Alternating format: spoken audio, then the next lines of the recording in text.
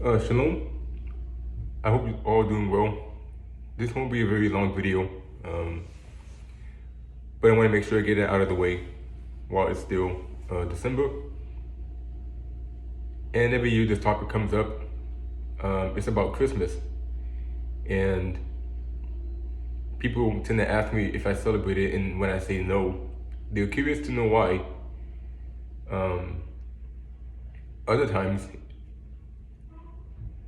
people get upset, and it just goes to show that traditions that have been implemented in the faith are not always good traditions, and this is one of them.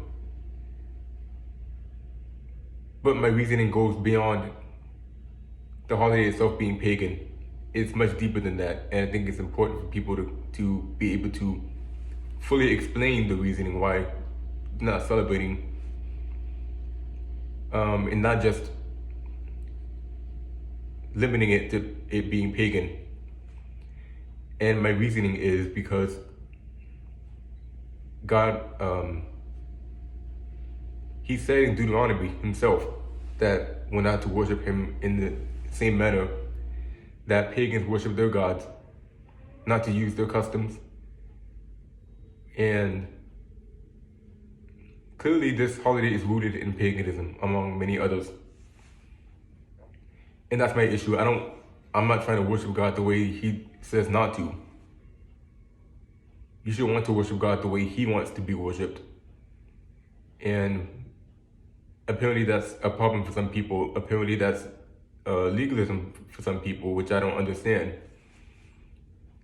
But this holiday really brings out how selfish and idolatrous mankind really is. Even the church, and people say it's not an idol, but it is. And that shows because how zealous people are for it, and how much fervor people have when they want to defend this. It's nothing short of satanic. And you can't Christianize it. We're not called to Christianize what's pagan.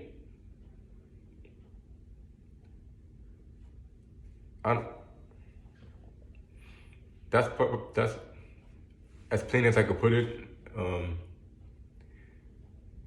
But on the same token, we need to show grace and truth to those who are still attached to this holiday. In the same way God showed us, we need to show that same type of mercy, grace, and truth to other people, and not bash them over the head. Be firm but loving, because we can share biblical truths while having an unbiblical attitude, and that's not going to get us anywhere. I urge those who still celebrate to read up on history.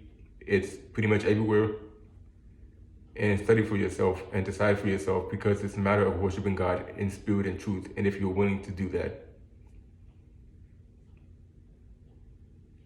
It's not legalism to worship God the way he wants to be worshipped. It's not bondage. And to say that you can worship God any way you want is borderline idolatry, because we're the creation. He's the creator. And only he has a say in how he wants to be worshipped. And he clearly has laid that out in his word. Grace and shalom.